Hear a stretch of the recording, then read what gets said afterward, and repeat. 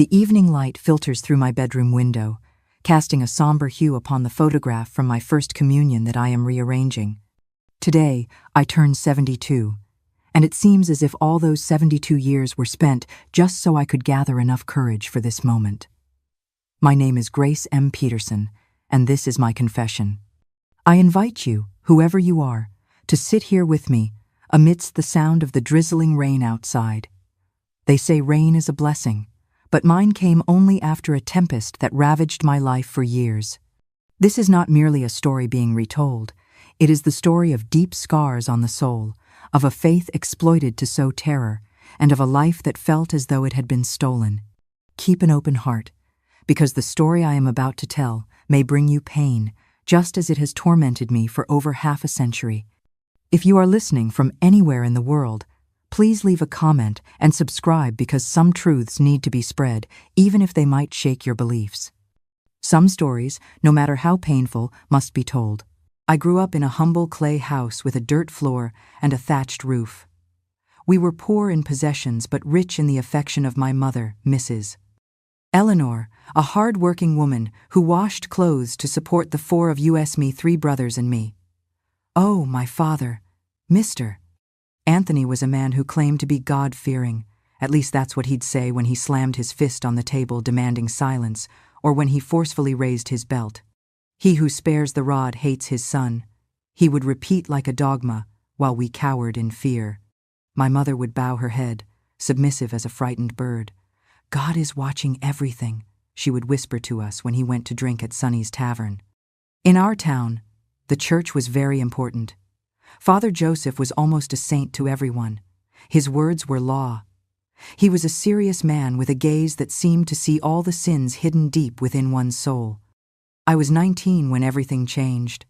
I had just met John, the pharmacist's son, a handsome boy with a charming smile who played the guitar at the town festivals. When he looked at me, I felt a pleasant warmth.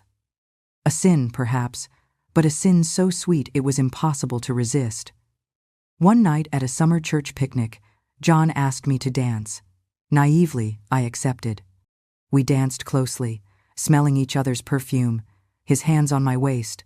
That was all, I swear to God, just a dance. But it was enough for Tony, the priest's nephew, to see us and spread the gossip that I was throwing myself at the boy. The rumor spread like wildfire. When I got home, my father was already waiting for me, his eyes full of rage. "You've dishonored the family," he shouted, while my mother cried in silence. "Now there's only one way to restore our honor." The next day, Father Joseph came to our house personally. He sat at the kitchen table, accepting the coffee my mother offered with trembling hands. "Grace has a calling," he declared with divine grace. "God is calling her." I didn't understand anything. A calling? What calling? I just wanted to be a teacher, get married, have children. I wanted to feel that warmth John gave me again. There is a convent in St. Jude's Abbey, in rural Montana. The Sisters of Divine Providence will receive Grace there. There she will find God's path and purify her soul. My father accepted immediately. My mother cried silently but said nothing. Who was she to contradict the divine will? Incomprehensible to my 19-year-old self, which contrasted with my own insignificance, a simple girl from the countryside. "Pack your things." My father's order was laconic, definitive, and it echoed in my mind long after he'd spoken. "You're leaving next week." That dark night, I cried until I was exhausted. I hugged Rosie, my rag doll, a gift from my mother since my childhood, tightly. The idea of leaving terrified me, abandoning my dreams and my town to become a nun. It was Aunt Clara, the neighborhood midwife and herbalist, knowledgeable about herbs and stars, who comforted me. "My child," she said with the wisdom of years, "sometimes we have to follow a river we didn't choose to reach the sea that belongs to us. Keep that in your heart." The evening before my painful departure, I secretly met with John in our hiding spot behind the church. He took my hands, his eyes tearful. "I'll wait for you, Grace, no matter how long it takes." How much innocence in those words. Our youth believed in the simplicity of the world, where desire was enough to make dreams come true. The journey was long and exhausting. 3 days in a pickup truck, shaking over dirt roads, followed by 2 days on a noisy train. I had never left Promise Creek. Every new landscape was new and frightening. I carried with me only a small bundle of simple clothes, the miraculous medal, a gift from my mother, and a wooden rosary, a legacy from my grandmother. When I arrived at St. Jude's Abbey, my soul was already shrunken with fear. The city was bigger than mine, the Yellowstone River more imposing than the Tennessee, and the convent seemed like an impregnable fortress with its high walls and narrow windows. Sister Angelica received me at the door, a tall, thin woman with a long face and skin as pale as paper. She appeared to be in her 50s, but the weight of life had aged her. She was the Mother Superior, the highest authority in that place. "Welcome to the house of God," she said without a smile. "Here you will learn discipline, obedience, and fear of the Lord." That first day, they took me to a small room where my hair, once long and black, which John had liked so much, was cut to the scalp. The locks fell to the floor like dry autumn leaves. Then they took my clothes, bathed me in cold water, and dressed me in a rough, itchy habit. "From today," they announced, "you are no longer Grace from Promise Creek. You are Sister Mary of Divine Obedience." That dark night, lying on a hard mattress in a cold, dark cell, I cried silently, afraid they would hear me. I hugged my aching body and tried to remember the warmth of my home, the smell of my mother's homemade bread, John's smile. I fought not to forget who I really was. The days in the convent repeated in a monotonous routine, like beads on an infinite rosary. We woke at 4 a.m. to the clang of the bell, prayed on our knees on the icy floor for an hour, then cleaned the convent in absolute silence. "A closed mouth catches no flies," Sister Angelica would repeat whenever someone dared to whisper. Breakfast consisted of a piece of stale bread and a glass of watered-down milk. More prayers followed, work in the garden, catechism classes, sewing always in silence, always with our heads bowed. At night, more prayers, and finally, rest, hungry and cold. There were 27 other novices in the convent, girls like me, with empty gazes, resigned, with hesitant and trembling hands. Some, as young as 15 or 16, hid silenced histories. The past was a forbidden territory, sealed under constant threat.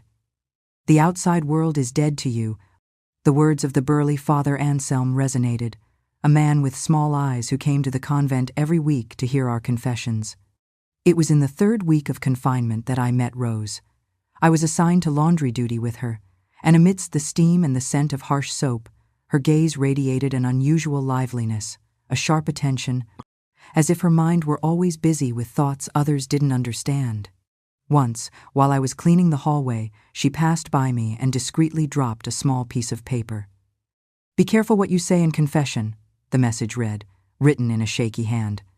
I was very surprised. Why such caution? Isn't confession supposed to be a sacred act, a ritual to purify the soul? Slowly, I began to understand what Rose meant. In my next confession, I told Father Anselm how much I missed my family. The next day, I was called to the Mother Superior's office. To my surprise, she knew everything I had said in confession. "Missing your family is the work of the devil," she declared, raising a wooden ruler. "We are going to eradicate this evil from your being." Obediently, I extended my hands as the other novices did. 10 painful strikes on each palm. I bit my lips hard, trying not to scream. "Give thanks for this correction," the mother ordered. "It is for the good of your soul." With a trembling voice and tears in my eyes, I replied, "Thank you, Mother." It was in that moment that I realized this place they called the house of God was actually a prison disguised as sanctity. And I was a prisoner, having done nothing wrong, serving a sentence for being young, for having danced with a boy, for having dreams. At night, lying in my cell, I would hear the muffled sobs in the pillows. I was not the only one suffering. All of us there shared the same pain, the same destiny imposed against our will by fathers, priests, or a false calling that none of us truly felt. Rose began to seek me out in secret. We would meet quickly, in hiding, almost always when we were cleaning the chapel. She had been in the convent for 3 years.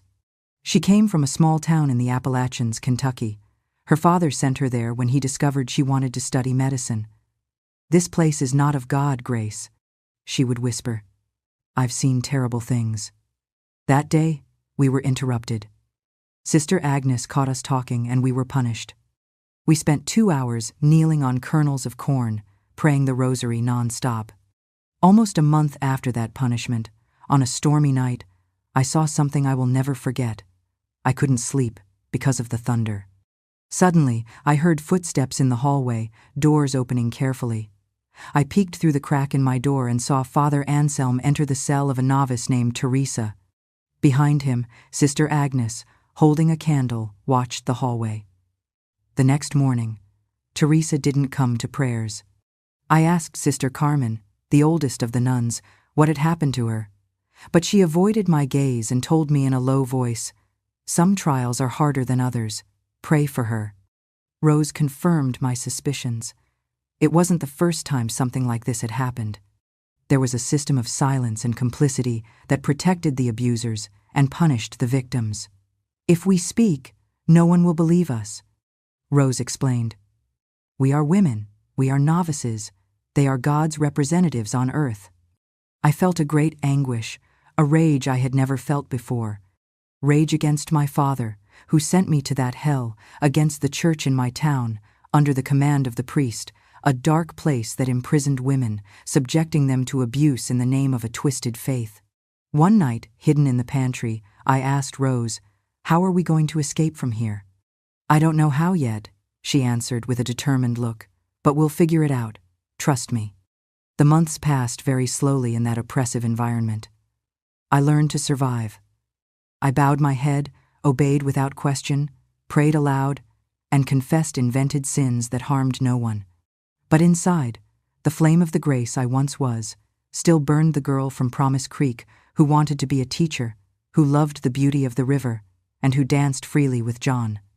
One night, while helping in the kitchen, I overheard a conversation between Sister Agnes and Sister Angelica. They were talking about an upcoming inspection with the arrival of important bishops from Helena the following week. "We have to hide the problems," Sister Angelica was saying. "Teresa still has visible marks, and Lucy refuses to eat." The cruel solution they proposed was to lock them in the basement until the bishop's visit was over. The basement. I had never heard of a basement in that convent. When I told Rose, her eyes lit up with hope. She had already heard rumors about the basement. It was said to be under the chapel and was used to lock up the young women who tried to escape or who were unwell after what the priest did to them. That night, I couldn't sleep. I thought about Teresa, Lucy, and the other girls locked in the darkness of the basement. I thought about John, wondering if he still remembered me. I thought about my mother, imagining if she too cried every night as I did. "We will find a solution," Rose promised, squeezing my hand tightly the next day. "God helps those who help themselves. And I don't mean their God, but the true God who loves and frees, not the one who imprisons and punishes." The eve of the bishop's arrival, the convent was in chaos. Everyone was cleaning and polishing every corner. Mother Angelica, more nervous than a cat on a hot tin roof, was shouting orders at everyone. It was in that chaos that Rose and I saw our opportunity. We were sent to clean the chapel where the bishops would hold Mass the next day. While the other novices arranged the pews and the altar, we pretended to be cleaning, but our eyes were searching for clues to the basement. "There," Rose whispered, pointing to a small, almost invisible door behind the confessional. "I've been watching that door for a while. I've never seen anyone go in or out of it in broad daylight." We waited for the right moment. When Sister Agnes went to get more wax and the other novices were cleaning the stained glass windows, we approached the door in silence. It was locked, of course, but Rose, cunning as ever, already had a hairpin hidden in the fold of her habit. "I learned this from my brother," she confided as she worked the hairpin in the lock. "He used it to open the pantry at home when we wanted to steal sweets." After a few minutes that felt like an eternity, the door gave way with a faint click. Our hearts were pounding so hard we feared the sound would give away our audacity. Behind the door, a dark, damp, stone staircase descended into what could only be the infamous basement. "Let's come back later," Rose pondered cautiously. That night, when the convent fell into the silence of sleep, we could barely touch our food, consumed by tension and expectation. Apprehension dominated me as I recited the evening prayers, a rosary of Hail Marys uttered without real thought, my mind absorbed in the possible consequences of our actions. "What if they catch us?" I murmured to Rose as we returned to our quarters. "The punishment will be severe." "We can't remain idle," she countered, her gaze filled with determination. "We'll never get out of here, and those young women downstairs will continue to suffer." We waited until midnight, when the convent was plunged into an almost palpable silence. Only the howling of the wind against the windows and the occasional muffled sob from a distant cell disturbed the quiet. Barefoot, to avoid making noise, we left our rooms and met in the hallway. The darkness was dense, but Rose carried a small candle. We walked in slow steps, whispering sincere prayers, imploring for protection not to the nuns or the priests, but to a divine force, if it still listened. We reached the chapel without incident. The moonlight, filtering through the colorful stained glass windows, cast dancing shapes on the floor. A tremor ran through me, a mixture of dread and cold. "Let's go," Rose said, taking my hand. Together, we headed to the small door. This time, the makeshift key wasn't necessary. The lock had been left open. A narrow spiral staircase was revealed. A strong smell of mold permeated the air, mixed with an indefinable odor. We descended cautiously, the flickering flame of the candle casting sinister shadows on the stone walls. The basement was larger than I had imagined, with a long corridor flanked by several wooden doors. It resembled a prison, not a convent. "Teresa? Lucy? Is anyone there?" Rose called out in a low voice. A faint groan emanated from one of the cells. We ran to it. A small barred window allowed a glimpse inside, a tiny, windowless cubicle with only a thin mattress on the floor. On it, a huddled young woman. It was Teresa, looking smaller and thinner than I remembered, with deep dark circles under her eyes.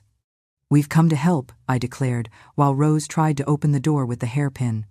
"It's no use," Teresa replied, her voice barely audible. "They're taking us away early tomorrow, before the bishops arrive. We'll be transferred to the convent in Billings until the visit is over." "Who else is here?" Rose inquired, examining the other cells. "Lucy is in the cell next door, and also Joanna, the one who tried to escape last month. She's been here longer. She doesn't talk anymore, only cries." It was a desolate scene. 3 young women imprisoned like animals, punished for not enduring the abuse or for daring to seek freedom. And the worst part was the certainty that this was just a fraction of a grim reality. How many others had suffered there before? How many had been sent to other convents, silenced forever? "We have to do something," I exclaimed, with tears streaming down my face. "We can't leave them here." At that moment, we heard footsteps on the stairs. Someone was descending. Rose quickly blew out the candle and pulled me behind some wine barrels in the corner of the basement. It was Sister Agnes, with a lamp, followed by Father Anselm. Motionless, hidden in the shadows, we trembled with fear. "The bishops arrive at 8, said the priest. "Make sure they are far from here by then, and try to improve their appearance. I don't want any questions." "Yes, Father," replied the nun. The 2 of them went into a room at the end of the corridor, leaving the door slightly ajar, which allowed their conversation to be overheard. "The newcomer, Grace?" the priest inquired about my behavior. I felt a chill hearing my name. Rose squeezed my hand firmly. "She still shows inner rebellion," replied Sister Agnes. "But she is in the process of learning. Rose, on the other hand, worries me. She seems to have the devil in her blood, always questioning with those defiant eyes. After the visit, I will take care of both of them," the priest concluded, in a tone that sent shivers down my spine.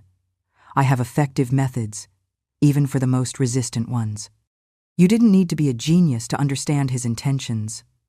Rose and I exchanged glances in the darkness, with the same thought in mind. We needed to escape from there as quickly as possible.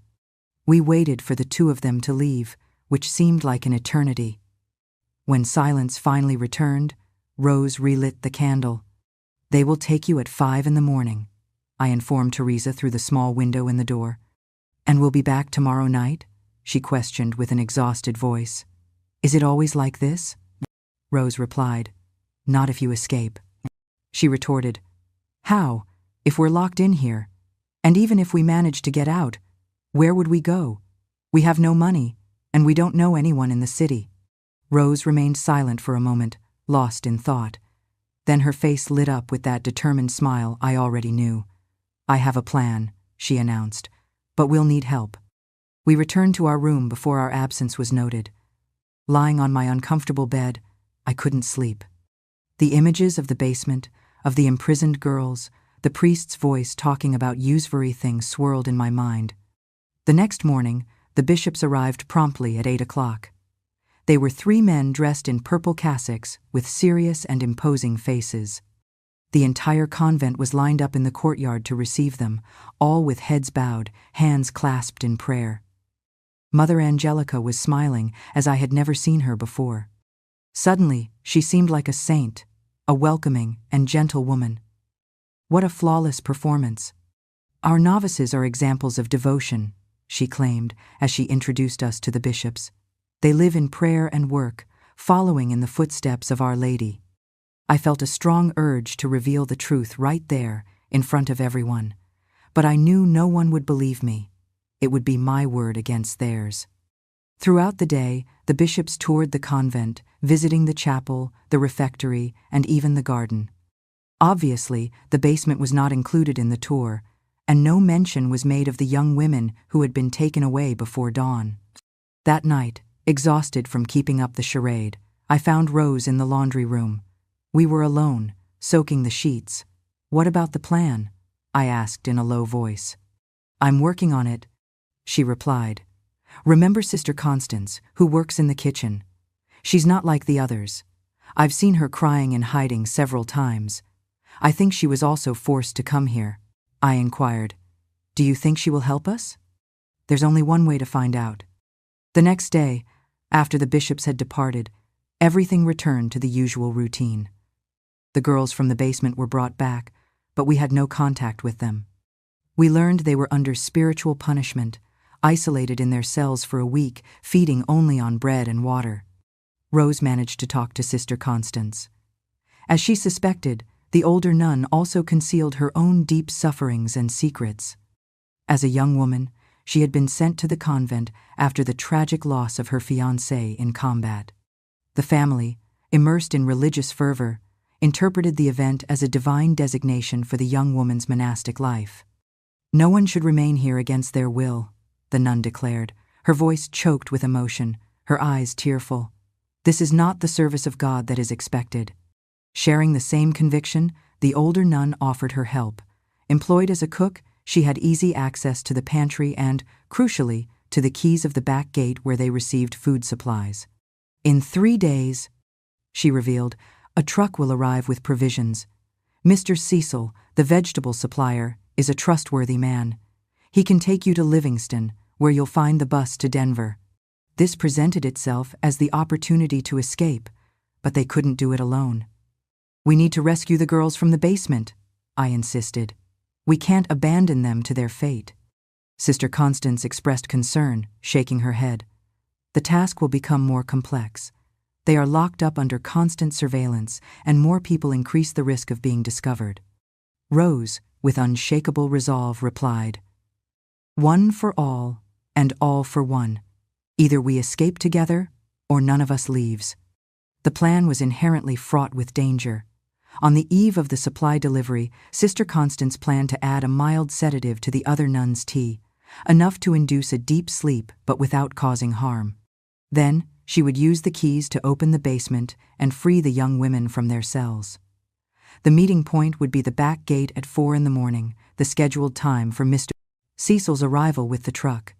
During the 2 days leading up to the action, we cautiously gathered everything we could: some leftover bread taken from meals, fruit harvested from the garden, and a change of clothes for each of us, washed and hidden with diligence.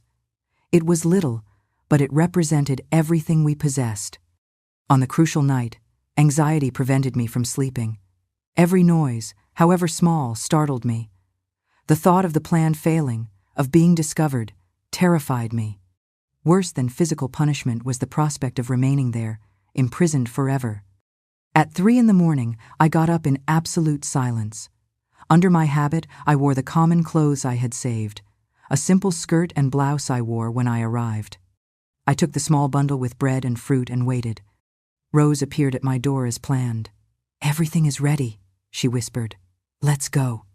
We descended the corridor, submerged in darkness, with our hearts pounding. We passed in front of the Mother Superior's cell. It was possible to hear her snoring through the door. The sedative had worked. We found Sister Constance at the entrance to the basement. She had already freed the 3 young women, who appeared scared and disoriented but determined to escape. "May God protect you," the nun said, blessing each of us with the sign of the cross. "Stay in the shadows, daughters." She guided us through the corridors to the back gate. With every step, I feared someone would wake up, that an alarm would sound, that we would be captured. But nothing happened. Mr. Cecil was already waiting outside with the truck, covered by a tarp. Without uttering a word, he helped us get in and covered us with straw and empty sacks. "Stay still until we are far away," he whispered. "A police patrol usually passes by the main highway." The truck began to move slowly. I heard the creak of the gate closing, then the soft rumble of the engine on the dirt road.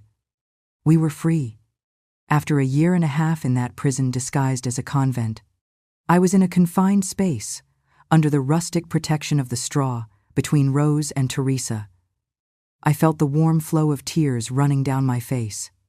Those were not emanations of dread or melancholy, but of pure relief and the promise of a liberated future that was dawning within me. The journey to Livingston took 4 precious hours. We got out of the truck under the faint light of dawn, our limbs stiff, bodies exhausted, but with the lightness of hope in our hearts. "This is my niece, Victoria," Mr. Cecil announced to the bus station attendant, gesturing towards me. "And her friends. They are going to visit an aunt in Denver." The woman, absorbed in counting the bills Mr. Cecil handed her, barely gave us a second glance. He had sacrificed part of his vegetable harvest to buy our tickets. "God bless you," I murmured, squeezing his calloused hands. "He is already blessing me, my child," he replied with a smile that revealed the absence of some teeth. "My younger sister was also taken to a convent when she was young. We never saw her again. They said she succumbed to a fever, but we know the truth, don't we? They never even let us see her body." On the bus to Denver, at 5 in the morning, Rose, Teresa, Lucy, Joanna, and I settled together in the back seats. For the first time in a long time, we enjoyed the freedom to talk openly, without the fear of being heard or punished. Each one shared her particular story. Teresa had been sent to the convent by her stepfather, who wanted to get rid of her after her mother's death. Lucy, at 15, had become pregnant, and her family, to hide the supposed scandal, confined her in the convent. The child was brutally taken from her right after birth and given up for adoption. Joanna, for her part, had been caught reading books considered subversive, which dealt with women's rights. Different narratives, but with a common denominator. Young women imprisoned, silenced, and violated, all in the name of a supposed devotion. "Where will we go now?" inquired Lucy, the youngest among us, at just 17. None of us had an answer. None of us had a family that would welcome us with open arms. None of us had financial resources or a safe place to shelter. "We will go to Atlanta," decreed Rose, always the most resolute. "It's a metropolis. It offers more opportunities. We can find work or stay together for a while." "What if they look for us?" questioned Joanna, still visibly frightened. "The police help them, not us." "Then we will change our names," Rose replied with unshakable determination. "We will start over. It's not the first time women have needed to disappear to survive." The bus tore through the countryside, kicking up trails of reddish dust on the highway. I contemplated the landscape through the window. The vast open plains giving way to rolling hills, the sky a blue I had never seen before, and rivers winding like silver ribbons below. I reflected on everything that had happened, on the metamorphosis my life had undergone since that summer church picnic in Promise Creek. "Do you know what I long to do when we get to Atlanta?" I said, breaking the silence that hung in the air. "I want to cut my hair very short, however I want, and then let it grow back, simply because I have the right to do so." The girls laughed, a genuine laugh that echoed through the almost empty bus. "I crave a big plate of meatloaf with green beans and potatoes," Lucy confessed, her eyes closing as if she could already taste it. "Real food." "I want to sleep in late," sighed Teresa, "without the ringing of the bell, without imposed prayers." "I want to learn to read properly," declared Joanna, "and later record everything that happened in that place so that it is never forgotten." Rose took my hand and smiled, a smile that always gave me courage. "I want us to never feel fear again," she proclaimed. "Learn to free yourself with the truth." Those words resonated deeply, signaling the true beginning of my journey. At 21, despite the feeling of a life lived in vain, I glimpsed a new horizon. Although family, hometown, and first love had been lost, I had conquered something invaluable: courage, the support of friendship, and an unwavering determination. Above all, I found my own voice. As the bus moved down the highway, every mile increased the distance between us and the convent walls. The future in Atlanta was uncertain, as was the destiny of my life. However, a certainty affirmed itself within me. I would never allow them to silence me again. I would never again be a prisoner. "Life is like a river," my Aunt Clara used to say. "It may face rocks and unexpected curves, but the water will always find its way to the sea." And I, Grace M. Peterson, was finally charting my own course, following the current of my particular river.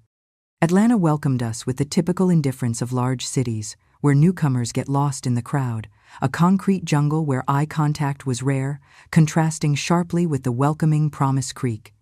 We disembarked at the bus terminal, 5 disoriented young women, clutching improvised bundles, desperately seeking a direction.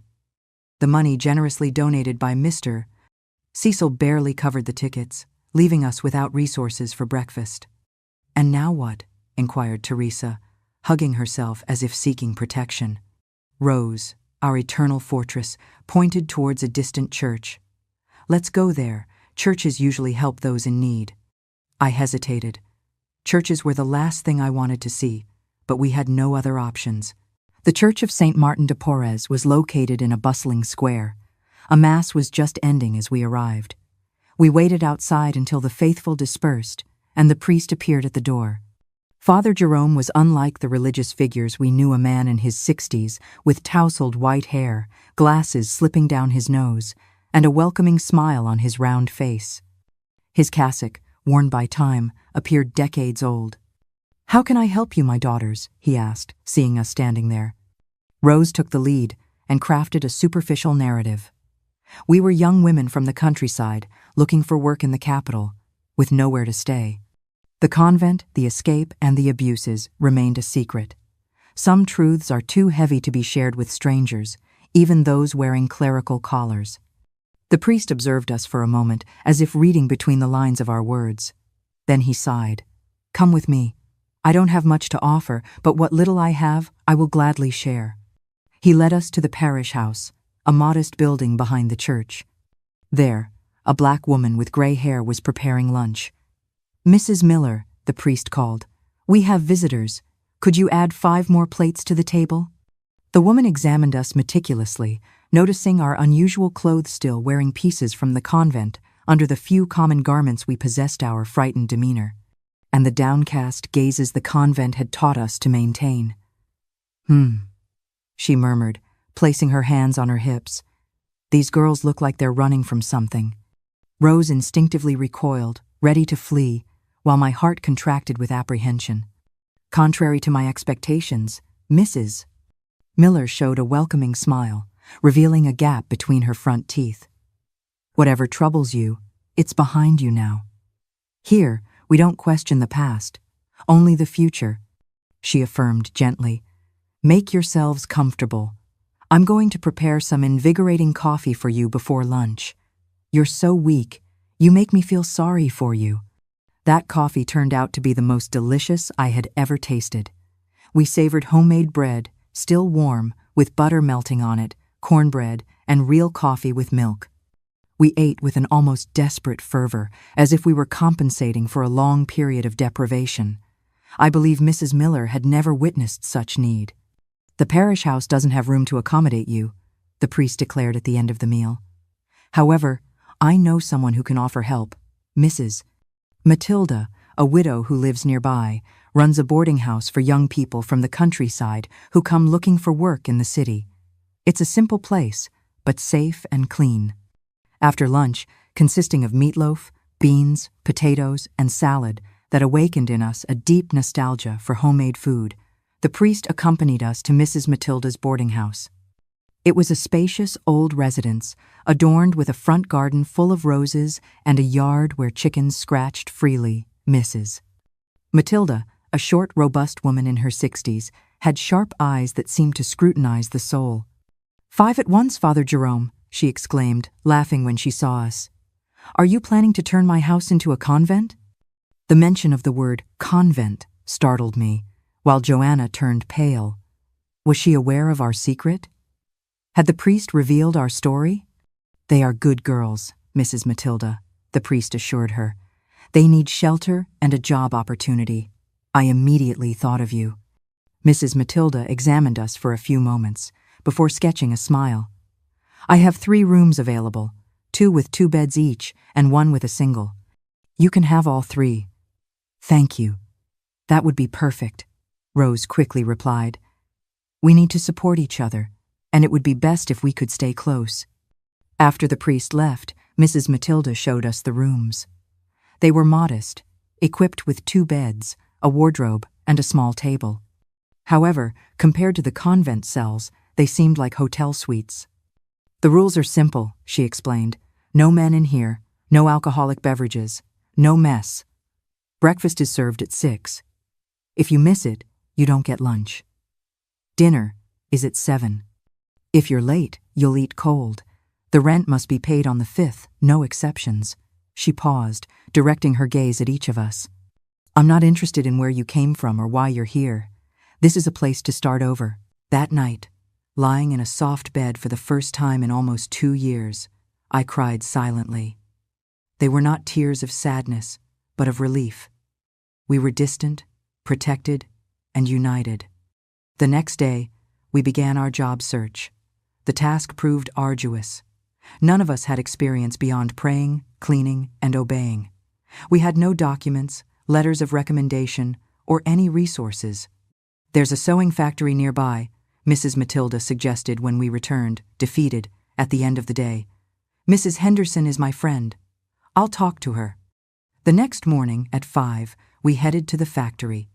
It was a large warehouse where several women worked at sewing machines, making clothes for local trade. Mrs. Clotilde, an austere woman of few words, evaluated us with suspicion. "Do you know how to sew?"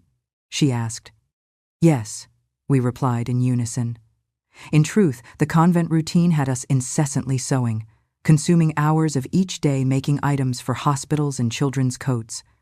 "Show me what you know," Clotilde ordered, gesturing towards the idle sewing machines in the back of the warehouse. Each of us took our post. The characteristic noise of the machines, the smell of the fabric, the cyclical and repetitive movement, it all evoked vivid memories of the work in the convent, transporting me back to that environment for a moment. However, observing the other women around, absorbed in conversations, discreet laughter, and even soft songs, the reality of my freedom was reaffirmed. Mrs. Clotilde evaluated our production with a critical and demanding eye. "Not bad," she finally conceded. "I can hire you. Payment will be by the piece at the end of each week." And so our new journey began in Atlanta. Our routine at the sewing factory extended from 7 in the morning to 5 in the afternoon. The work was demanding, but the atmosphere was welcoming and relaxed.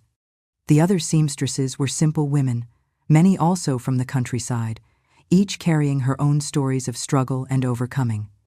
At the end of the first week, we received our first salary. The amount was not expressive, but it represented an achievement. It was money earned through our own effort, which we could use freely. "Let's buy new clothes," Teresa suggested, radiating enthusiasm. "I can't stand wearing the convent pieces underneath anymore." We went to the municipal market and acquired modest, second-hand clothes, but they were ours. Each one selected something that reflected a bit of her essence, or the person she longed to be. I opted for a light, flowing blue dress that reminded me of the hue of the Tennessee River. Gradually, we adapted to the dynamics of the big city. We learned to use public transport, to negotiate prices at the fairs, to deal with stares and quips in the streets. On Sundays, we attended Mass at Father Jerome's church, not out of obligation, but out of gratitude, and also because his divine message was different from what we knew. He preached a God of love, not of punishment, a God who welcomed, not who punished. In his homilies, he emphasized that true sin does not lie in loving or questioning, but in inflicting suffering on others, in using God's name to oppress. In one of those masses, we met Mr. August, a retired teacher who taught night classes for literacy at the church. Rose, always the boldest, asked if we could participate.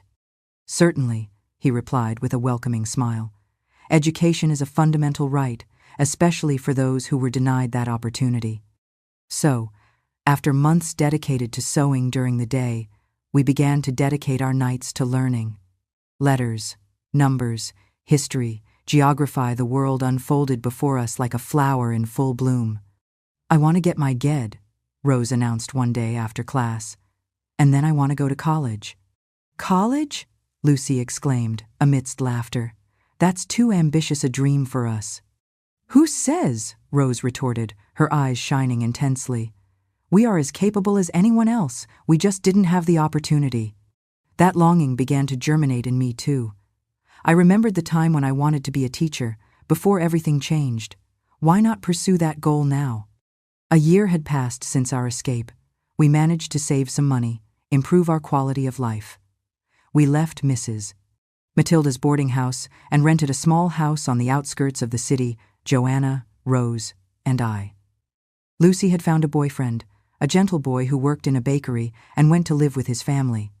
Teresa decided to return to her hometown, in another state, after re-establishing contact with an aunt who promised to support her. Our house was modest, but it represented our home. We maintained a garden, a refuge where we cultivated aromatic herbs and colorful flowers. We enjoyed freedom. We found peace amidst the tranquility. However, the shadows of the past persisted in haunting our thoughts. At night, I was sometimes awakened by silent screams, tormented by nightmares that transported me back to the gloomy basement, the cruel punishments, and the oppressive voice of Father Anselm. Rose also faced her own nocturnal ghosts, while Joanna remained withdrawn, rarely expressing herself, and startling at unexpected noises. "We need to confront what we experienced," Rose declared on a serene evening as we shared coffee on the porch. "Not just among ourselves, but reveal it to the world." "Who would believe us?" I replied, feeling the ancestral fear reignite. "We are just 3 women, devoid of formal education, without reputation or family ties." "We are no longer just 3, Rose countered with conviction. "Now we are 5, and there are others who escaped before us, others who still remain imprisoned there." Rose was right. In the night classes, we met Margaret, a woman who had also been sent to a convent during her youth. Through her, we learned of more womentuo, 3, countless all sharing frighteningly similar stories. "It's a system," Rose explained vehemently. "Families send girls considered problematic to the convents. Priests and nuns shamelessly abuse their power, and everything remains covered up because nobody gives credit to the victims." It was during this period that we met Dr. Paul, a lawyer who offered free legal assistance at the parish once a week. He listened to our story with full attention, without interrupting, without questioning its veracity. "It's a complex case," he pondered after hearing us out. "You are aware of that. The church holds immense power. And without concrete evidence." "We have the names," Joanna interrupted, expressing a rare firmness. "We have the dates, the scars on our bodies and in our souls. And we are not alone," Rose added. "We can locate other victims. We can return to St. Jude's, talk to Mr. Cecil, to Sister Constance, if she is still there." The lawyer stroked his graying beard, thoughtful. "It will be an arduous battle. You will face reprisals, defamation, discredit. Are you prepared for that?" I looked at Rose, then at Joanna. The three of us had been through hell and emerged as survivors. What could be worse? We were born prepared, I replied with determination. We just weren't aware of it until now. The following months were dedicated to intense preparation. Dr. Paul helped us collect testimonies from other victims. We located 7 women who had been through the Convent of the Sisters of Divine Providence at different times, all with incredibly similar accounts. Margaret introduced us to Robert, a journalist from the Atlanta Journal who had already investigated cases of abuse in the church. He showed interest in our story. "I can't guarantee it will be published," he said frankly. "My editor fears lawsuits, but I'll do my best." Meanwhile, we continued with our lives. I managed to enroll in the GED program and studied at night after work. Rose, always ambitious, was already planning to take the entrance exam for law school. Joanna discovered a talent for painting, creating pictures that portrayed our experience in the convent, striking images of bars, shadows, and hands outstretched for help. I made a decision. "I want to go back to Promise Creek," I announced one night after dinner. Rose looked at me, surprised. "Are you sure? Your family?" "I'm not going back to my family," I explained. "I'm going back to look for John. He deserves to know what happened to me, and I need to know what happened to him." My decision was made. With the money I had saved over 2 years, I bought a bus ticket to Promise Creek. The journey would be long, 2 days on the road with several connections. On the eve of my return, I was surprised by an unexpected gift. Joanna gave me a canvas she had created especially for me. The image portrayed a woman from behind, contemplating a blue river under a vast open sky. "It's you," she confided softly, "returning to your river, but heading towards your future." The journey back was like revisiting my life in reverse. Each city, each landscape, awakened memories, some laden with sorrow, others full of tenderness. When I finally saw the banks of the Tennessee River, my heart accelerated. Promise Creek remained practically unchanged since my departure 3 years earlier. The same dirt roads, the same modest dwellings, the same imposing church on top of the hill. However, I had undergone transformations. The innocent young woman who danced with John at the summer picnic no longer existed. I settled into a simple guest house in the center of town. The owner, a lady named Mrs. Appleton, didn't recognize me, and why would she? I was just one among the countless pilgrims who visited the city for devotion to the shrine. The next day, I set out in search of John. His father's pharmacy was still there, but it bore a new sign, New Hope Pharmacy. Owner, Dr. John P. Santos. My heart almost stopped. John had finished his studies in pharmacy, realizing his dream, and was back in his hometown. I entered the establishment with trembling legs. Behind the counter, a man with his back to me was arranging medicines on a shelf. When he turned around, I almost didn't recognize him. John was taller, stronger, wearing glasses that gave him a serious look. But the smile was the same one that had captivated me years ago. "Can I help?" he began, interrupting himself when he saw me. His eyes widened, his mouth agape. "Grace," he murmured, as if he were seeing a ghost. "Grace M. Peterson." Words failed me, and I just felt the tears flooding my eyes. "My God, Grace, it's really you." He came around the counter, stopping in front of me, hesitant to touch me, as if I might disappear at any moment. "Everyone said you had entered a convent. Later they spread rumors that you had died." "I almost did die," I finally replied, my voice choked up. "But I'm here." John closed the pharmacy that day. We went to a cafe on the riverbank where I shared my entire journey. He listened attentively, his eyes sometimes tearful, his hands squeezing mine. "I looked for you," he said at the end of my narrative. "I went to the convent in St. Jude's, but they said there was no novice with your name there. Your father forbade anyone from mentioning your name. Your mother fell ill with sadness." "My mother," I murmured, feeling an old pain resurface. "How is she?" "She passed away last year," John said softly. "Pneumonia, they said, but I think it was from sadness. Your father is still the same, still goes to church on Sundays." still slams the table demanding respect. A wave of guilt washed over me, cold and sharp. I had been angry with her for her silence, for her submission. But now, all I felt was a profound sorrow for the woman who had loved me in the only way she knew how, a woman whose heart had broken in a silence I could now understand. I wept for the goodbyes I never said, and for the quiet strength I had failed to see. I allowed myself to cry for my mother, from whom I couldn't say goodbye, for what we could have been, for what we lost. "And you?" I finally asked, drying my tears.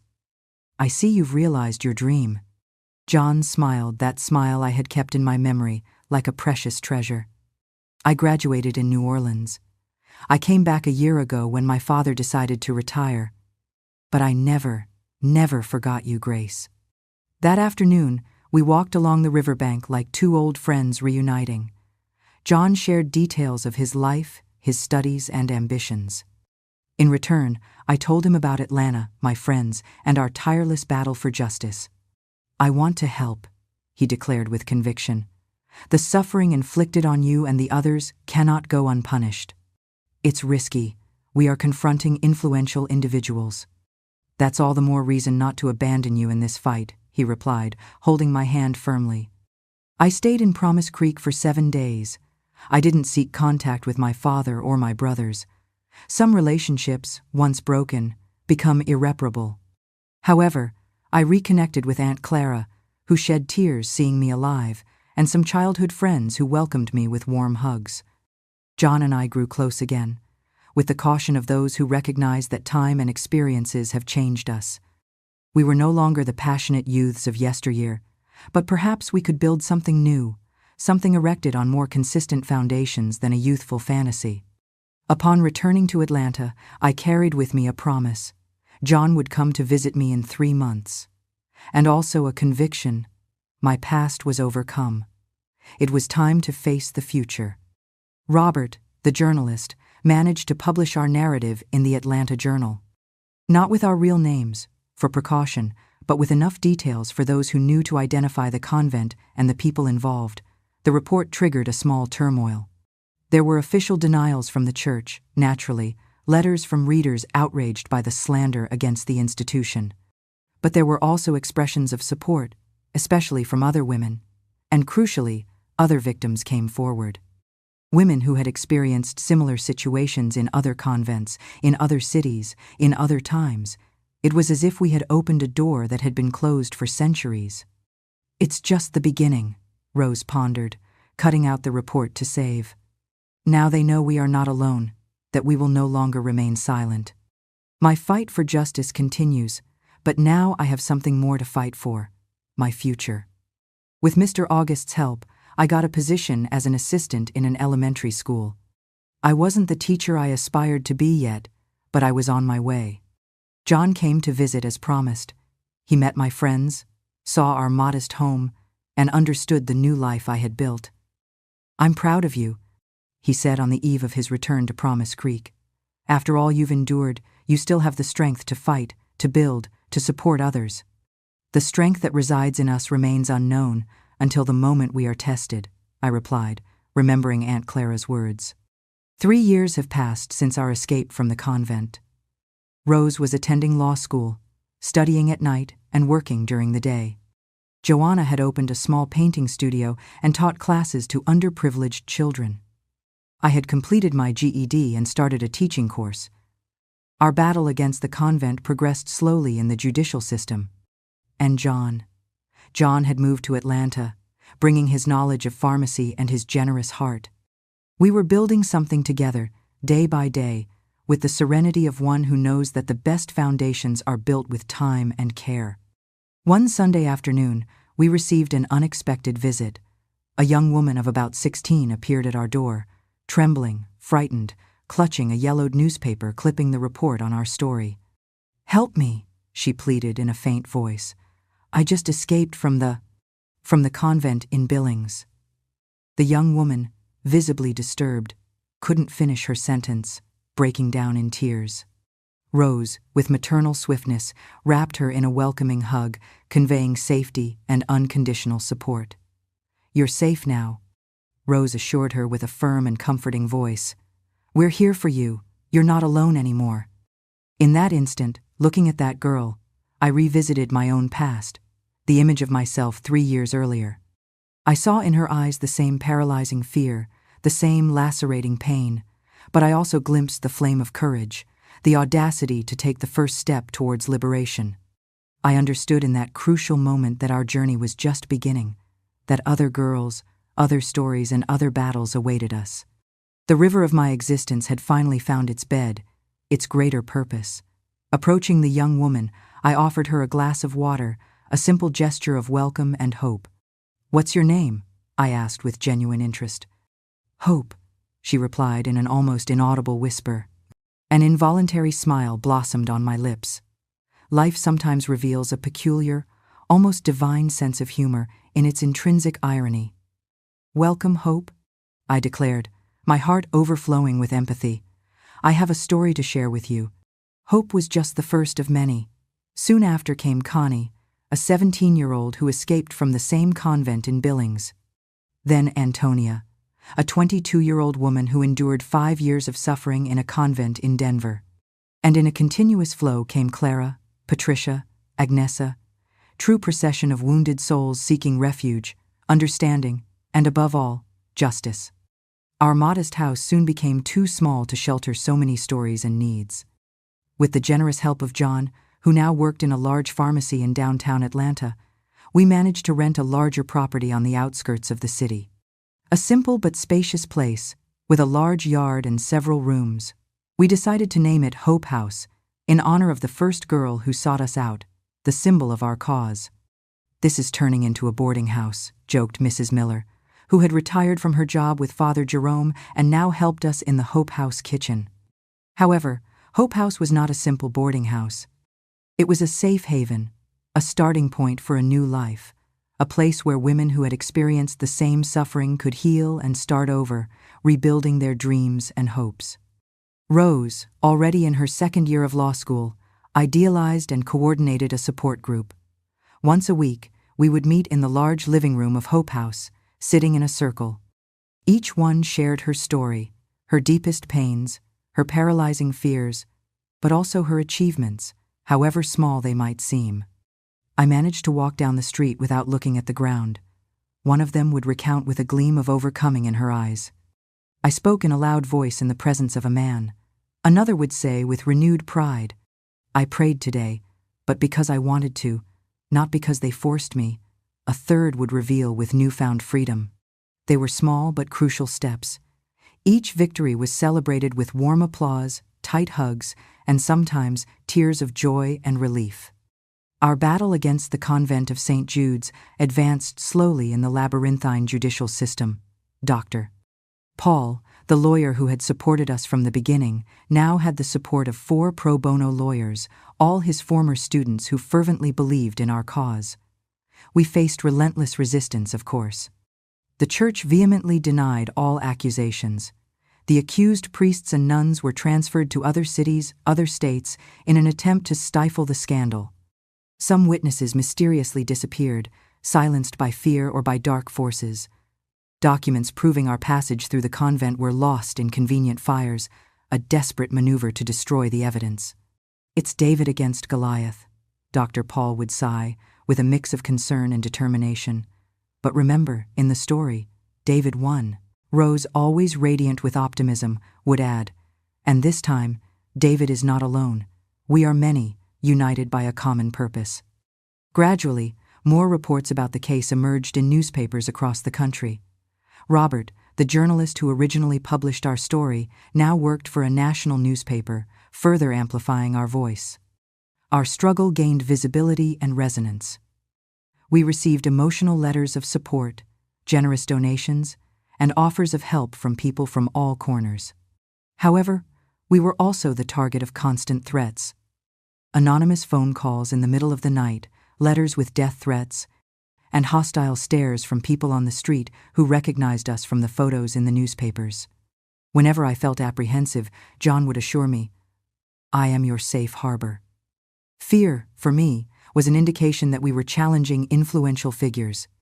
Hope House transcended the mere function of physical shelter.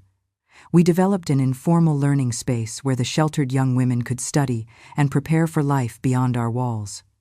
Joanna taught art classes, Rose discussed fundamental rights, and I dedicated myself to teaching English and mathematics.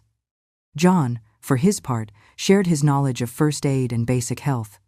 We also had the help of volunteers who gave courses in sewing, cooking, and computing. It was Father Jerome who suggested that we formalize our work, registering the house as a non-profit association. This will give you more legitimacy, protection, and access to resources, he explained. And so, the Mary Liberator Association was born, a name that the young women we sheltered themselves chose by vote. The choice was not a tribute to me, but to the other Mary, the mother of Jesus, who for many of them represented the feminine and welcoming side of God, an image that had been lost among the traumatic experiences in the convents. By that time, I was already teaching at a public school. I had finished my teaching studies and passed the state exam. The salary wasn't much, but it was a dignified job that gave me great satisfaction. Teaching children to read, write, and above all, to question, was my way of ensuring that the new generation would not repeat the mistakes of the past. John and I got married in a simple ceremony in the gardens of Hope House. We decided not to do it in a church because none of us liked entering a temple without feeling a shiver. It was Mr. August, the teacher who taught us to read, who officiated the secular ceremony, full of poetry and music. Under the open sky and before the present witnesses, he said, "Do you promise to build a life based on respect, affection, and freedom?" "We promise," we replied in unison, holding hands, surrounded by our chosen family, Rose, Joanna, the girls from Hope House, Father Jerome, Mrs. Miller, Dr. Paul, Robertall, who had walked this path with us. In moments of joy, it's easy to believe that all is well and that problems are behind us. But life goes on, with its ups and downs. A week after our wedding, we were surprised by disheartening news. The judge had dismissed the lawsuit we had filed against the Convent of the Sisters of Divine Providence, citing a lack of concrete evidence. Years of dedication, statements, testimonies, and documents gathered with so much effort were discarded just like that. Rose was deeply affected. It was her first major setback as a future lawyer. "How can they?" she asked, her eyes full of tears, clenching her fists on the table. "How can they ignore so many voices?" Dr. Paul and Robert tried to explain the legal subtleties, the political influences, and the secret agreements, but the truth was simple: the powerful protect the powerful. "It's not over," I affirmed that night during an urgent meeting at Hope House. "This is just one battle, not the war." "And what battle can we win?" asked Antonia, one of the young women we had sheltered, with bitterness in her voice. "They have everything: money, power, influence. We have nothing." I looked carefully at these women who had survived hell and returned to tell their stories, who had rebuilt their shattered lives like someone assembling a puzzle without knowing what the final picture would be. "We have something they will never have," I replied with a conviction that came from my soul. "We have the truth, and we have each other." That same night, we decided to change our strategy. If the judicial system refused to listen to us, we would make the rest of the world know our cause. We then planned to organize, after publishing a book, to expand our work by planning a powerful documentary and giving talks in schools and universities. We wanted to build a solid support network for victims of religious abuse, so large that no one could ignore it. Robert, the journalist who helped us, contacted an independent publisher who was interested in publishing a book that told our experiences. The book was called Voices of Silence. Each chapter told the story of one of the group's members, talking not only about what happened in the convent, but also about the difficult path to recovery and regaining their dignity. We dedicated months to writing the book. Remembering certain moments and writing about experiences we could barely put into words was very painful, but it was also a liberating act, like draining an old wound so it could finally heal. The book came out 14 years after our escape. Although it didn't become a bestseller or sell in major bookstores, it did circulate in universities, feminist groups, and human rights organizations. Although it didn't become a bestseller or sell in major bookstores, it did circulate in universities, feminist groups, and human rights organizations. It was cited in theses, discussed in seminars, and most importantly, it reached the hands of other women who had been through similar situations. They were women who believed they were alone, carrying the pain in silence for decades, thinking that no one would understand or believe their stories. Hope House began to receive letters from all over the United States. Some were simple notes with messages like, "I went through that too. Thank you for making me feel less alone." Others were long letters full of confessions, telling stories they had kept secret for 20, 30, or even 40 years. One of those letters was the one that changed everything. It was written by a lady from New Orleans, Louisiana, who had been a novice in the Convent of the Sisters of Divine Providence in the 1960s. Her name was Martha, and she had something we didn't: concrete evidence. When she escaped from the convent in 1968, she took the diary of the Mother Superior from that time. In it were detailed records of the special disciplines applied to the novices considered rebellious, including physical punishments and isolation. It also mentioned the nocturnal visits of the confessors, with dates, names, and even evaluations of the young women. Martha kept the diary for almost 20 years, not knowing what to do with it. She didn't trust the police, the church, or the system. "When I read your book," she wrote, "I knew I had found the right people to entrust this material to." Rose traveled to New Orleans to retrieve the diary. She returned a week later, with dark circles under her eyes from lack of sleep, but with a determined look. "It's all true," she confirmed, showing the black-covered notebook worn by time. "And it's worse than we imagined. It wasn't just a few priests and nuns abusing their power. It was an organized system, with records, evaluations, and strategic transfers of victims and abusers." With that evidence, Dr. Paul filed a new lawsuit, this time not against a particular convent, but against the archdiocese responsible for it. It was a bigger, more complicated case, but also harder to hide or ignore. The news spread like wildfire. Robert published a front-page report in the newspaper with edited fragments of the diary, protecting the victims' identities but exposing the culprits. Other media outlets picked up the story. A television network became interested in doing a special report. "They're scared," commented Rose, who was now in her final year of law school. "Scared that more people like Martha will appear, with more diaries and more evidence." The threats became stronger. Stones were thrown at the windows of Hope House. John's car was vandalized. The fear grew. Unsettling phone calls, revealing that they knew where our families lived, worried us greatly. "Perhaps it would be prudent for us to take a break," John suggested, concerned, especially about my pregnancy with our first child. "At least until the baby is born." I reflected on his proposal for days, my hand on my growing belly, feeling the gentle movements of my future son or daughter, whose gender we preferred to keep a secret until the moment of birth. The desire to protect that fragile and pure life was immense, but just as strong was my longing for him or her to grow up in a world where truth conquered power and where victims found the justice they deserved. "We are not giving up," I declared firmly. "We will take more precautions, of course. But to interrupt our work now would be a betrayal to all the women who have trusted us, who have shared their painful stories." Joanna, known for being reserved, had a brilliant idea: to turn her studio into an art gallery with works inspired by the stories from the book and the letters we received. "Art has a unique way of touching people that goes beyond words," she explained. The exhibition, Walls of Silence, opened at the Atlanta Cultural Center in September of 1986. Its power was undeniable, its impact profound and impossible to ignore. Paintings, sculptures, and art installations told stories of abuse, of forced silence, but also of brave resistance and rebirth. One work in particular caught everyone's attention: a huge mural in which each brick had the name of a woman who had suffered in abusive convents.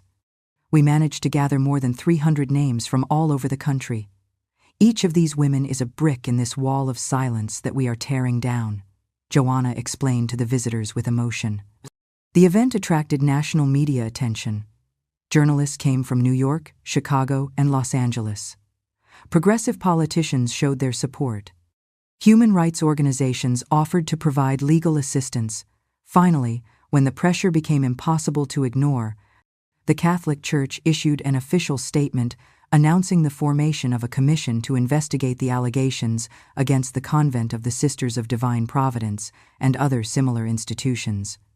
"I don't trust them to investigate themselves," Rose grumbled, distrustful. "It's like asking the wolf to investigate the disappearance of the sheep." Her distrust was justified. The commission, formed mostly by conservative clerics, presented a report that admitted possible excesses in isolated cases, but flatly denied any systemic problem. The main accusations were dismissed as exaggerations or misunderstandings. "It's what we expected," sighed Dr. Paul, resigned. "But don't be discouraged. The judicial process continues, and now we have public opinion on our side." My son was born in July of 1987, on a sweltering summer night. A healthy boy with strong lungs who announced his arrival into the world with a powerful cry that echoed throughout the maternity ward. "He already knows how to make himself heard," John joked, his eyes full of tears as he held our son for the first time. We decided to name him Peter, which means rock, because he was born from the union of people who learned to be as strong as rocks, to resist the storms of life without breaking. Motherhood gave a new dimension to my life. Now, there was an even greater urgency in our struggle. It was not just about our past, but about his future, the world in which he would grow up. In the following months, between feedings and diaper changes, I remained involved in the case. Hope House now permanently housed 16 women and offered support to more than 50 women in vulnerable situations. Rose, now a licensed lawyer, had opened a small firm specializing in defending their rights. "Things are changing," she would say, rocking Peter while telling me about a new case they had accepted. "More judges are willing to listen, and more prosecutors are showing interest in investigating." The progress was slow, but real. In August of that year, unexpected news emerged. Father Anselm, the convent's confessor who had abused so many young women, was found dead in his home in the Blue Ridge Mountains. The authorities said he had committed suicide. Next to the body was a note that read, "I can no longer bear the burden of what I have done." The news stirred mixed feelings. We were not happy about anyone's death, not even an aggressor's. But we did feel that, in some way, the justice that had not been served in the courts had run its course. "He confessed," Joanna said, showing the newspaper with the headline. "Not how we wanted, but he confessed." Even more surprising was what happened next.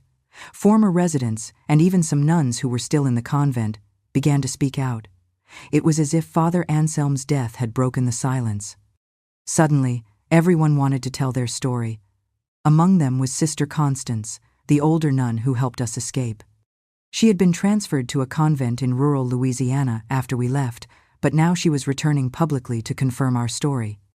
"I can no longer remain silent," she declared in a moving interview on a major news network. "What happened in that convent, what happens in so many others, is not the work of God, but the fruit of human cruelty that uses God's name." Her testimony was crucial. As a nun of perpetual vows with more than 50 years of religious life, her words carried great weight inside and outside the church. Other religious figures, priests and nuns with more progressive ideas, also spoke out, calling for serious investigations, punishment for the guilty, and reparations for the victims. In October of 1987, 8 years after our escape, a new bishop took over the archdiocese that supervised the convent of the Sisters of Divine Providence. Don Mateo, a 60-year-old man with studies in liberation theology, was committed to human rights and social justice. One of his first actions was to order the closure of the convent. "This place no longer fulfills its original mission," he declared. "It will become a support center for victims of abuse and violence." Rose was invited to participate in the commission that would oversee the transformation of the convent. It was a symbolic and significant victory. The same institution that had imprisoned us now acknowledged our suffering and sought to make amends. The judicial process also advanced. The archdiocese proposed an out-of-court settlement, financial compensation for each identified victim, the creation of a fund to support women in vulnerable situations, and a commitment to implement mechanisms for prevention and reporting of abuse in all its institutions. "It's not perfect," admitted Dr. Paul, "but it's more than we would have achieved after years of legal battle." We held an assembly with all the victims we could contact. Some wanted to accept the agreement, already tired of fighting. Others preferred to continue to the end, seeking to have the guilty pay behind bars. After hours of debate, we reached an agreement. We would accept the settlement, but with an additional condition. The Archdiocese must finance the publication and free distribution of the book Voices of Silence to public libraries and schools throughout the country. "If they agree to that," said one of the more experienced women in the assembly, "we accept." The attitude would demonstrate a true desire for reparation, not just an attempt to cover up the scandal. To our surprise, Don Mateo accepted the demand without hesitation. "It is essential that these stories be known," he declared, "so that such atrocities are never repeated." The agreement was formalized in December of 1987. Obviously, this was not the end of the matter. Other convents and dioceses continued with similar practices, but it represented a beginning, a crack in a barrier that seemed impossible to break. With the compensation we received, John and I bought a modest but cozy house with a garden where Peter could play. Rose used the money to expand her law firm, which specialized in defending women's rights. Joanna invested in her studio, which was becoming increasingly known for its powerful and moving works. Hope House continued to operate, now with official support from the City of Atlanta and non-governmental organizations, serving as an example and inspiring similar initiatives in other places. The years passed. Peter grew up, becoming a curious and sensitive boy who always asked about the scars he saw in my soul. Little by little, I told him my story, according to what he could understand. "Why are some people so mean, Mom?" he asked me once, after learning about the convent. "It's not that simple, my son," I replied, searching for the right words. "Sometimes people do bad things because they were taught to believe it was right, or because no one stopped them. That's why we must raise our voices when we see something that isn't right. That's why your mom, Aunt Rose, and Aunt Joanna wrote that book." Peter understood that, and became a passionate defender of women's rights, despite his young age. At school, his teachers always commented that he did not tolerate bullying or injustice and how he defended the most vulnerable. In 1992, when Peter turned 5, I received an unexpected invitation. Georgia State University wanted me to give a lecture on my experience as part of a seminar on religious abuse in the United States. I had never spoken in public to so many people. My life had stabilized. I taught at a school, dedicated myself to my son, and helped with the administration of Hope House, but far from the spotlight. Rose was the one dedicated to that, with her legal work that was becoming increasingly recognized. "You have to accept," John insisted. "Your story has to be told by you, not just by the book or by others." On the day of the presentation, the auditorium was packed. Students, professors, journalists, and activists. When I went up to the stage, my legs were trembling and my mouth was dry. But I saw in the front row John and Peter smiling at me, and behind them Rose and Joanna, my companions on the journey, and beside them some of the women we had welcomed at Hope House over the years, now with their lives rebuilt. I took a deep breath and began. "My name is Grace M. Peterson. I was born in Promise Creek, Alabama, the daughter of Anthony and Eleanor. At 19, my dad sent me to a convent because I danced with a boy at a party. I spoke for almost 2 hours. I told everything: the fear, the pain, the abuses, the escape, the reconstruction, the fight for justice. I spoke without notes, without a script, just letting my story flow like the Tennessee River of my childhood. When I finished, there was a silence in the room. Little by little, the silence was broken, replaced by an explosion of applause that resonated in the place. It was not just applause, it was a sign of recognition. In the midst of that wave of emotions, I saw faces full of tears, while others nodded in a sign of unconditional support or respect. A university student with tear-filled eyes approached me at the end of the presentation. "My grandmother lived through something similar," she said with a trembling voice. "She never told the details, but now I understand better how much she suffered." Thank you for giving her a voice too. At that moment, I felt that something had changed in me. I understood that my path, although full of painful moments, had a power. The power to heal, to create true connections, and to drive change. From that day on, I accepted more invitations to share my story at universities, schools, and community centers. In 1995, when Peter turned 8, I received a special proposal to write a children's book that talked about topics like respect, consent, and how to identify situations of abuse. The book, called My Body, My Rules, came out the following year and was used by many schools, both public and private. Hope House continued to grow and help more people. What was once a temporary shelter for women escaping from abusive convents now received victims of different types of violence: domestic, religious, and institutional. We had a team of psychologists, social workers, lawyers, and educators dedicated to supporting women. Rose became one of the most famous lawyers in the area of women's rights in the entire country. Her experience led her to participate in the creation of laws to protect victims of abuse. Joanna, for her part, turned her studio into an art therapy school, giving women a safe place to express and process their traumas through art. And I continued to be a teacher, a mother, a wife, and the one who told a story that needed to be told over and over again so that it would not be forgotten and so that it would not be repeated. 33 years after we escaped from the convent, I received an unexpected invitation to return to St. Jude's Abbey.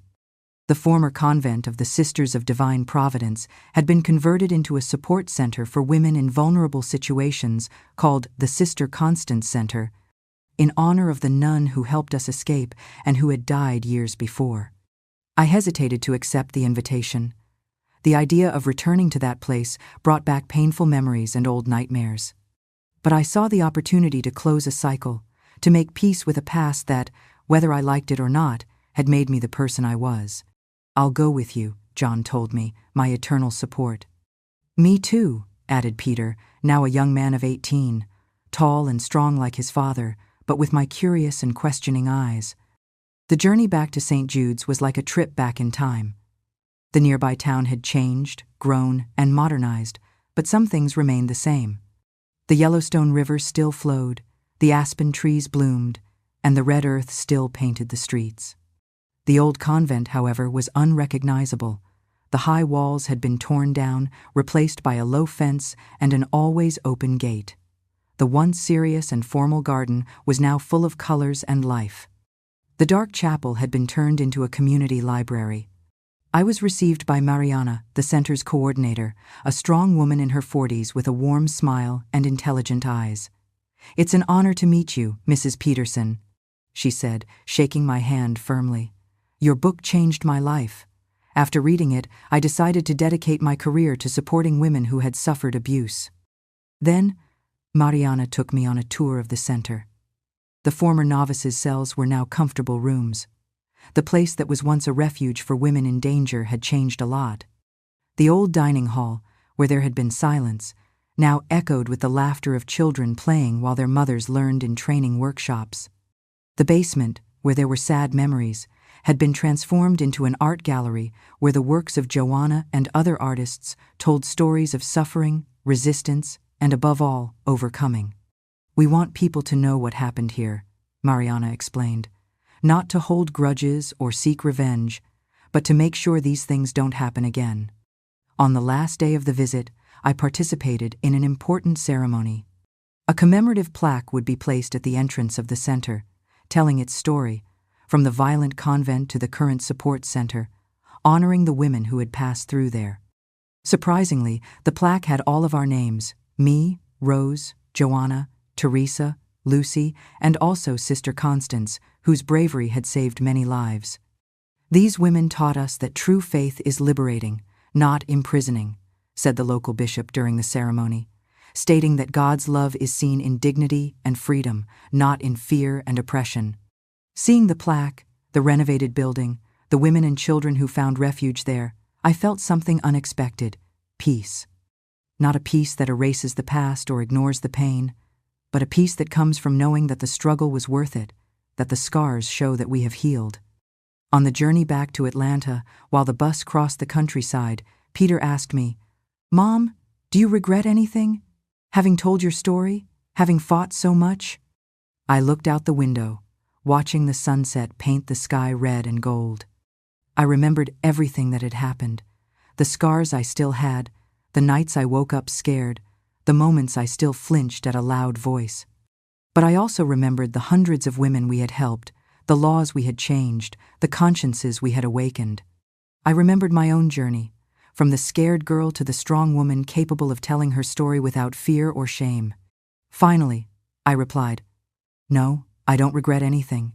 Every step, even the most painful ones, brought me here. It brought me to you, to your father, to our friends, to our work. It brought me back to myself." 20 years have passed since that visit to St. Jude's. A day, at 72, I see Peter, now a man of 38, happy as a university history professor, married to a wonderful psychologist, and father to 2 precious girls who are the light of my eyes. John, my partner in so many battles, died 5 years ago after fighting cancer. I lost half of my heart, but I continue to live with the half that remains, which still beats strongly, which still has much to do. Hope House grew, becoming a network of support centers across the country. Oz, my fierce friend, now in her early 70s, continues to work as a lawyer and advisor on issues related to religious abuse. Joanna, also in her 70s, is dedicated to teaching her knowledge of art therapy to young therapists. And I continue to tell my story in schools, universities, community centers, to young people, adults, men, and women, because I believe in the power of stories to change, heal, and connect people. Recently, a young journalist asked me, "Mrs. Peterson, after all you've been through, do you still believe in God?" The confusion in her gaze made me smile. That's a common question, because many believe that painful experiences would have made me reject faith. "Yes, I believe," I replied, "but not in the petty, jealous, and punishing God I was taught to fear. I believe in a God of love, freedom, and justice. A God who is not locked up in churches, but is with those who suffer, who is saddened by pain and rejoices in liberation. The faith I found after leaving the convent is very different from the religious fear that marked my childhood. It's a faith that questions, that doubts, that changes. A faith that gives me the strength to keep fighting, even when my body is tired and my heart is sad." Today, sitting on the porch of my house, under the starry Atlanta sky, I remember all the women who shared their stories with me over the years. Their voices resonate in my memory like a powerful choir that death cannot silence. I also think of the girl I was in Promise Creek, the young woman who danced with John at the summer picnic, not knowing what would happen, the scared novice who prayed on her knees on the cold convent floor, the fugitive who trembled with fear and hope in that straw-filled truck, the teacher who found in education a way to be free. All those versions of me are still within my being, making me who I am now. Their scars are my medals, proof of a battle I didn't choose but learned to face with honor. This is my story, a story not only of pain, but of the courage that sprouts from ashes, of the friendship that becomes a life raft, and of a life once thought lost, only to be reclaimed with greater strength. My journey has taught me a precious lesson. Silence only protects the abuser, while a voice, however shaky at first, holds the power to connect broken souls and heal the deepest wounds. And now, I want to speak to you, whoever you are, listening to this story from anywhere in the world. Perhaps you too carry your own scars, your own heavy silences. Please know that you are not alone. Your voice deserves to be heard. Your story has power. Truth needs to be spread, even if it might shake someone's beliefs. If my story has touched you, I invite you to leave a comment. Every comment you share adds another voice to our chorus, showing that we are not alone in this fight. Please hit like so this message can reach others who need it, those who may feel lost, just as I once did. And please subscribe to the channel, because every story told is another brick building the wall of truth, and together, we can ignite a flame of hope from the ashes of the past. I am Grace M. Peterson, and this is my testimony to a faith that liberates, not imprisons. Thank you for listening.